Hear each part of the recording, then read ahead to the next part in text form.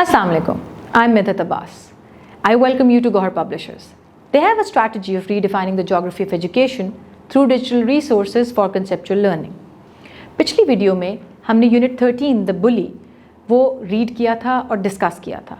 आज इस वीडियो में हम स्टार्ट करेंगे उसकी exercise. So let's move ahead.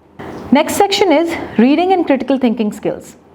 Part A, look at the title page, table of contents and answer the following question. आपके सामने दो पिक्चर्स हैं जिनमें से एक टाइटल पेज है जिस पे गौहर इंग्लिश लिखा हुआ है विद गौहर पब्लिशर्स, और दूसरे में टेबल ऑफ कंटेंट, मतलब कि बुक में कौन कौन सा चैप्टर है उसका नाम दिया हुआ है और साथ पेज नंबर दिया हुआ है. अब let's answer the questions which are given with it. 1. What is the name of the book? Gauhar English. 2.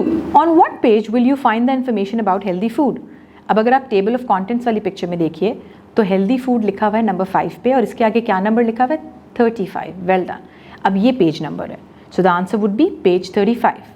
3. On what page does the chapter on citizenship begins? Answer अब जल्दी से देख के बताइए. Good. Page 28. 4. Write the name of the publisher. The name of the publisher? Good. It's Gauhar publishers. Part B, answer the question based on the text the बुली.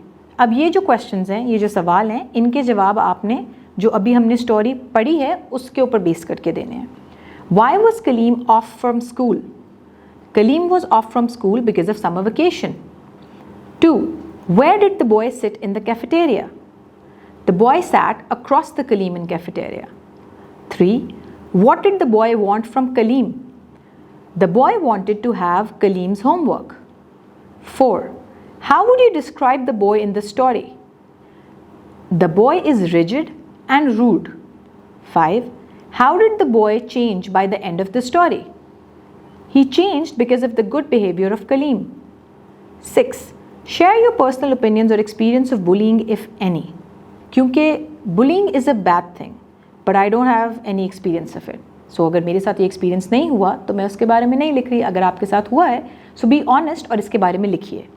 इस page पे जो discussion हुई हुई है वो हुई हुई है टॉपिक सेंटेंस की, सपोर्टिंग सेंटेंसेस की और क्लोजिंग सेंटेंस की. टॉपिक सेंटेंस हम पिछली भी वीडियोस में डिस्कस कर चुके हैं. एक ऐसा सेंटेंस है जो पैराग्राफ का हिस्सा होता है और उसके बारे में पूरा पैराग्राफ होता है, वो ओपनिंग सेंटेंस होता है. फिर आते हैं सपोर्टिंग सेंटेंसेस. ये वो सेंटेंसेस होते हैं जो टॉपिक सेंटेंस को सपोर्ट करते हैं, मतलब उसकी एक्सप्लेनेशन देते हैं कि अच्छा अगर एक पैराग्राफ फ्लावर्स के बारे में है तो सपोर्टिंग सेंटेंस बताएंगे किस रंग के हैं, किस पौधे के हैं, किस जगह पे हैं.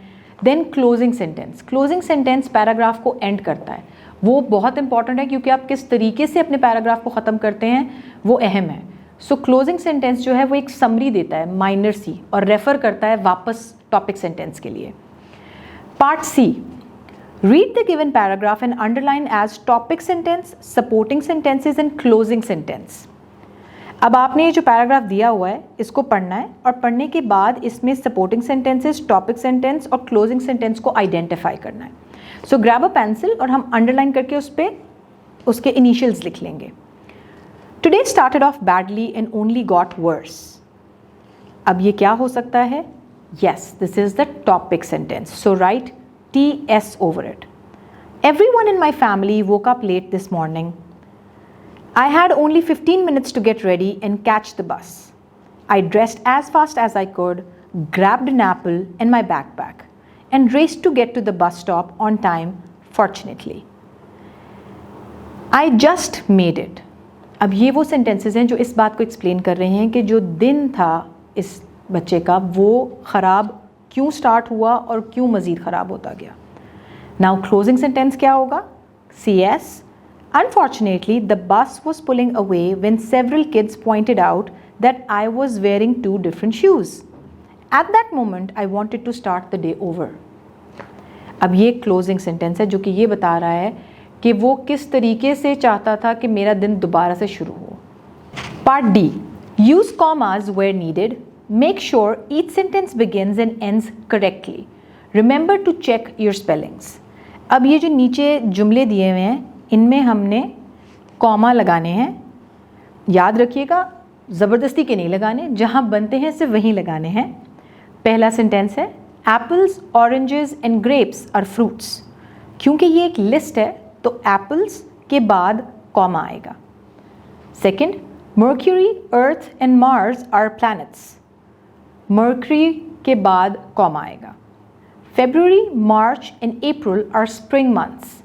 February के बाद well done, कॉमा आएगा। I would like to visit Japan, Canada and Dubai. Japan के बाद कॉमा आएगा। East, West, North and South are the main directions. East के बाद एक कॉमा आएगा, West के बाद एक कॉमा आएगा। Last one is they ordered burgers, fries and milkshakes. कहाँ आएगा कॉमा?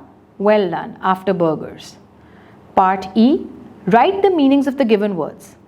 आपने जो वर्ड्स दिए हुए हैं उनके मीनिंग्स लिखने हैं।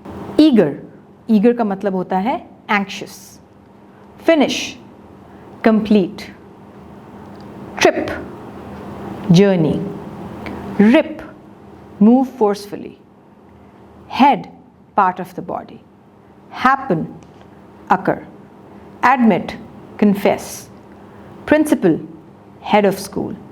Cafeteria, canteen. अब ये वीडियो हम यहीं ख़त्म करते हैं, बाकी एक्सरसाइज हम डिस्कस करेंगे नेक्स्ट वीडियो में। तब तक के लिए मुझे इजाज़त दीजिए। This is me signing off. Allah हाफिज़।